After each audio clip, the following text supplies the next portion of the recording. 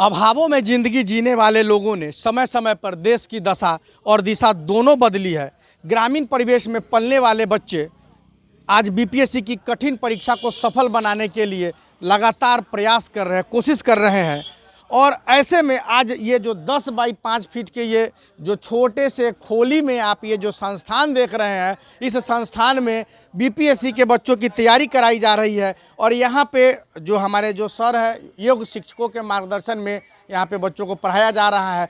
अभाव ऐसा है कि आप तस्वीरों में देख सके कि किस तरीके से टूटे हुए छतरी के नीचे ये बच्चे अपने बेहतर भविष्य का निर्माण कर रहे हैं। इस वक्त हमारे साथ मौजूद है सत्येंद्र सर जी। सत्येंद्र सर एक शिक्षक हैं जो बतौर शिक्षक अपने समाज में शिक्षा की जोत जला रहे हैं। और आज हमारे साथ ये जो बच्चे हैं, ये बच्चे बीपीएससी के स्टूडेंट हैं और ये तैयारी कर रहे हैं। तो हम इन सर से जानेंगे कि इनके जो कोचिंग संस्थान है, इस संस्थान में अभी तक कितने बच्चों ने सफलता पाई है, ये हम इनसे बात करेंगे। और शिक्षा से संबंधित वो तमाम बातें जो ज़रूरी है हम सबों के लिए, उन सभी बातों पे हम सर से बात करेंगे। सर, ये जो आपका जो कोचिंग संस्थान है बिल्कुल अभाव में है, टूटा फूटा है, बस किसी तरह से बच्चे पसीना में तरबतर होकर पढ़ाई कर रहे हैं। अभी तक इस कठिन परिश्रम करके आपके यहाँ से कितने बच्चे सफल हुए हैं? अभी तक हमारे संस्थान से आरएसजीएस क्लासेस से करीबन भिन्न भिन्न जो परीक्षाएं हैं, चाहे वो दरोगा का हो, चाहे वो रेलवे का हो, चाहे वो सीटेट का हो, या जो इससे पहले जो बीटेट हुआ था, उन सारे जितने भी प्रतियोगी परीक्षाएं हैं उसमें से लगभग 100 बच्चे मतलब यहाँ से क्वालिफाई किए हैं और विभिन्न सरकारी नौकरियों में वो अपनी सेवाएं दे रहे हैं।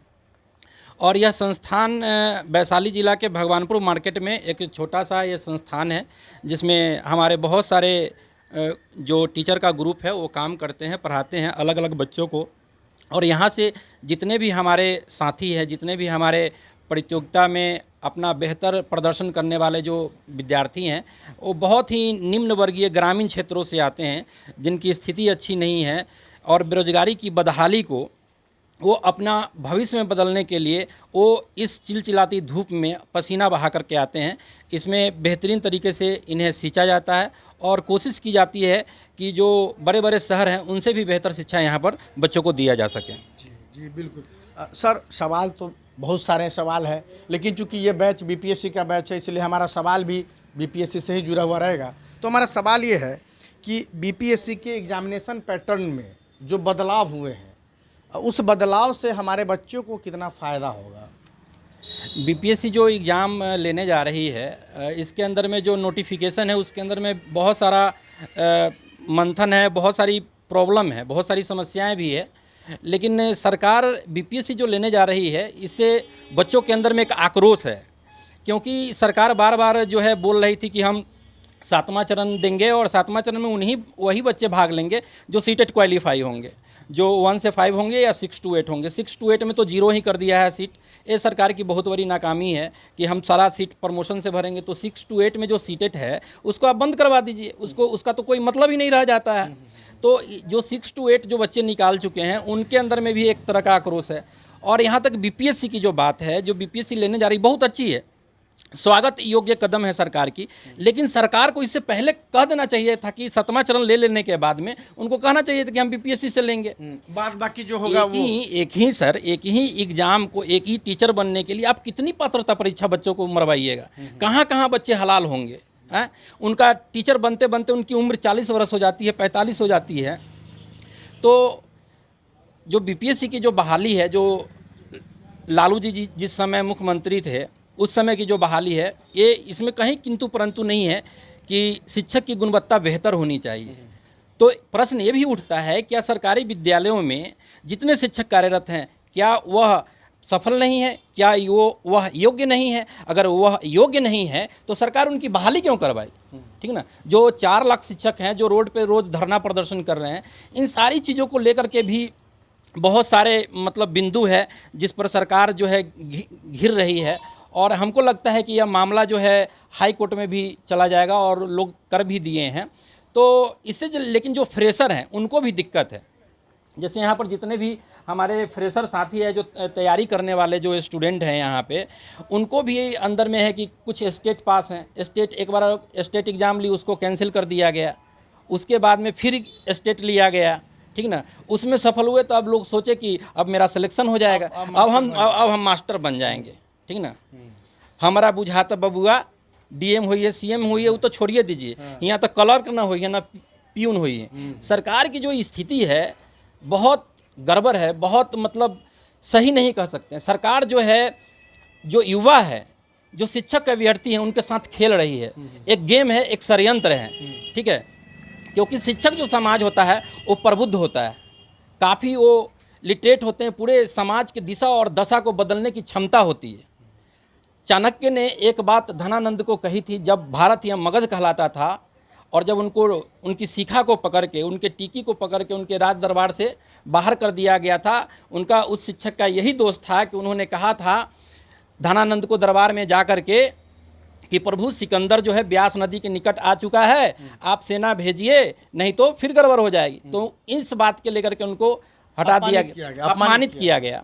और उन्होंने प्रण लिया था कि मैं जब तक तुमको सत्ता से बाहर नहीं कर देता और यहाँ पर एक सुयोग्य बच्चा को खड़ा नहीं कर देता, राजा नहीं बना देता, तब तक मैं चैन का नींद नहीं लूँगा। और चाणक्य ने ऐसा ही किया। तो शिक्षक जाति को अगर सरकार कमज़ोर समझ रही है तो सरकार की बहुत बड़ी नादानी है, बेवकूफ़ी है।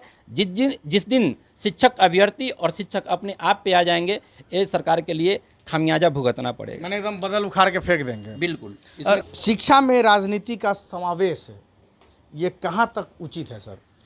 शिक्षा में राजनीति का समावेश ये तो होना ही नहीं चाहिए, पहली नंबर बात। क्योंकि शिक्षा जो है एक बिल्कुल एक अलग हट कर के एक सकाय है, या आप इसको एक अलग मतलब रूपरेखा या क्षेत्र समझ लीजिए। क्योंकि शिक्षा में जब जब राजनीति प्रवेश करेगी तो शिक्षा की जो स्थिति है वो अत्यंत दयनीय हो जाएगी। शिक्षा का राजनीतिकरण होना नहीं चाहिए, शिक्षकों के साथ ऐसा नहीं होना चाहिए। इससे शिक्षा की गुणवत्ता पर असर पड़ेगा। शिक्षा के गुणवत्ता पर तो असर पड़ेगा ही पड़ेगा, प्लस जो शिक्षा नीति है, जो समावेशी शिक्षा की बात सरकार करती है, उस पर भी उसका बुरा असर पड़ेगा। यहाँ तक ही नहीं, जो बच्चे हैं उनका शिक्षा देने की शिक्षकों की जो पद्धति है उस पर भी उसका बुरा प्रभाव पड़ेगा। शिक्षक अच्छे से बच्चों को शिक्षा नहीं दे पाएंगे, क्योंकि सरकार जो है बार बार अपनी नीतियाँ बदलते रहती है, बार बार अपना स्टेप बदलते रहती है। और इसलिए बदलती है क्योंकि उनको डर है प्रबुद्ध लोगों से, पढ़े लिखे लोगों से, क्योंकि हमें सत्ता से कहीं ये लोग बेदखल नहीं कर दे। क्योंकि जब भी क्रांति हुई है तो पढ़े लिखे लोगों ने किया है और सरकार को अलग होना पड़ा है, अपने सत्ता से हटना पड़ा है। इसलिए शिक्षा में राजनीति का समावेश सरकार का एक डर है, एक फोबिया है कि कहीं अगर जनता पढ़ लिख लेगी, यानी टैलेंटेड टीचर आ जाएंगे, बच्चे जब समाज के हमारे पढ़ने लगेंगे, राज्य के पढ़ने लगेंगे, तो वो अपना हक मांगने लगेंगे। और जब हक मांगने लगेंगे, अपना अधिकार की बात करेंगे, तो सरकार को ये बात पचेगी नहीं। और इसलिए इस तरह का षड्यंत्र बार बार शिक्षा के क्षेत्र में राजनीति को घुसा करके अपना हित साधने के लिए, अपना सीएम का कुर्सी बचाने के लिए, अपना जो भी मंत्रालय का पद है उसको बचाने के लिए सरकार, या अपनी पार्टी को स्टैंड को खड़ा रखने के लिए सरकार बार बार इस तरह से दोहरा चरित्र वाला चाल चलते रहती है, जो बिल्कुल गलत है, जो नहीं होना चाहिए। मतलब शिक्षा शेरनी का दूध है, जो पिएगा। भीमराव अंबेडकर ने बहुत ही सटीक बात कही थी कि शिक्षा वह शेरनी का दूध है, जो पिएगा वो दहाड़ेगा। तो इसमें कहीं गुरेज नहीं है। सरकार जो भी एग्जाम ले, अभ्यर्थी देने के लिए तैयार है, ठीक ना। क्योंकि किसी ने सच कहा है कि किताबों की दुनिया समझते समझते ज़िंदगी निकल जाएगी, थ्योरी के कंसेप्ट में लाइफ का इक्वेशन बिगड़ जाएगी। सोचते हैं निकल आए इन किताबों की दुनिया से, पर इतना पता है कि इन्हीं किताबों से एक दिन ज़िंदगी जन्नत में बदल जाएगी, ज़िंदगी जन्नत में बदल जाएगी। तो कोई दिक्कत नहीं है जी। बिल्कुल, सर ने जो कहा बहुत ही वाकई में जो हकीकत है, उस हकीकत को सर ने रखा है।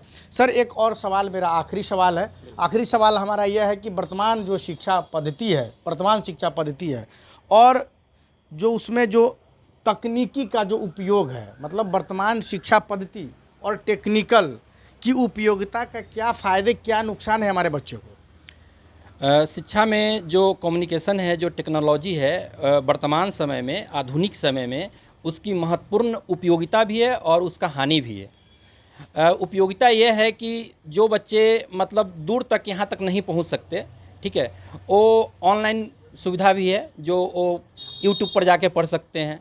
अन्य प्रकार के प्लेटफॉर्म हैं, ऐप्स हैं, जो अलग अलग कोचिंग संस्थान बनाए हुए हैं उनके पास में है, उससे वो पढ़ते हैं। लेकिन इसका सुदूर इसका दुरुपयोग भी है, क्योंकि जो ऑनलाइन सिस्टम है या जो तकनीक है, या आप यूट्यूब की बात करें जो बच्चों के लिए शिक्षा के क्षेत्र में, वो बहुत बेहतर नहीं है।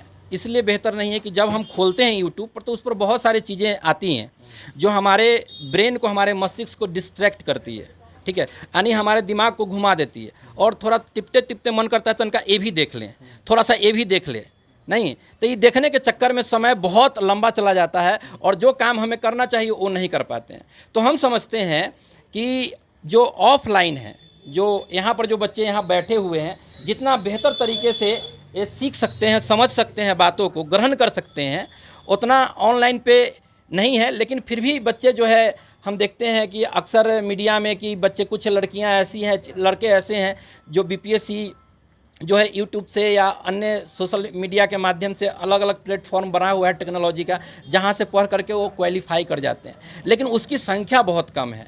इसकी हानि ये है सर, इसकी हानि ये है कि इसके आड़ में अन्य तरह के जो कोचिंग संस्थान हैं, क्योंकि बेरोजगारी व्यापक स्तर पे है, ऐसे भी इस बाज़ार में कुछ ऐसे भी कोचिंग संस्थान हैं जिनको पढ़ाने का कोई अनुभव नहीं है, वो भी कोचिंग खोले हुए हैं, क्योंकि बेरोजगारी बिहार में अधिक है। यानी शिक्षित जो बेरोजगारी है, जो पढ़े लिखे लोगों की जो बेरोजगारी है वो भयावह है।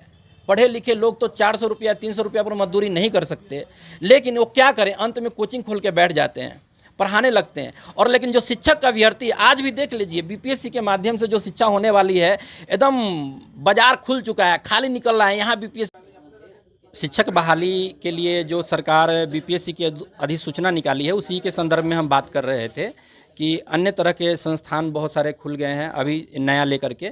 तो आरएसजीएस क्लासेस जो है वो बहुत पुरानी संस्थान है। यहाँ से बच्चे जो है अलग अलग क्षेत्रों में विभिन्न प्रकार के प्रतियोगी परीक्षा दे करके वो संस्थान में गए हैं, अलग अलग सरकारी संस्थान में गए हैं और उन्होंने महत्वपूर्ण भूमिका निभाया है।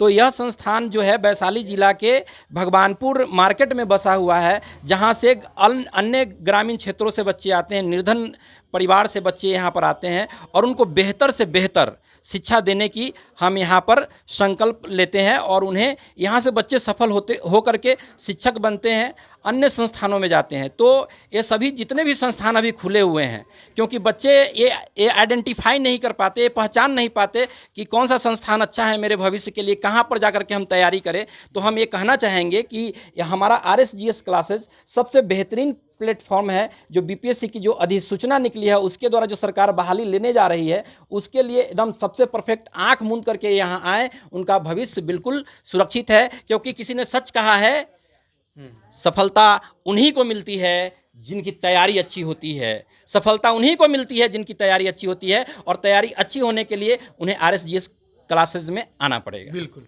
बिल्कुल, जैसा कि आप देख रहे थे, ये सत्येंद्र सर जी हैं और इनके जो बात में जो दम है, वो दम इसलिए भी है क्योंकि इनके यहाँ से बहुत सारे बच्चे सफल हुए हैं। और ये जो बोल रहे हैं आज, इनकी जो गर्जना है, इस गर्जना के पीछे इनका जो वजह है, ये वजूद है कि इन्होंने गरीब बच्चों को दरोगा बनाया है और कई सारे बच्चे हैं जो बहुत सारे एग्जामों में इनके बच्चे गए हैं। तो स्वाभाविक है कि जिन गुरु के बच्चे अगर ऊंचे ओहदे पे जाते हैं, उन गुरु को गर्व होता है और उनकी बातों में दम होता है। कैमरामैन धीरज के साथ राकेश कुमार की रिपोर्ट।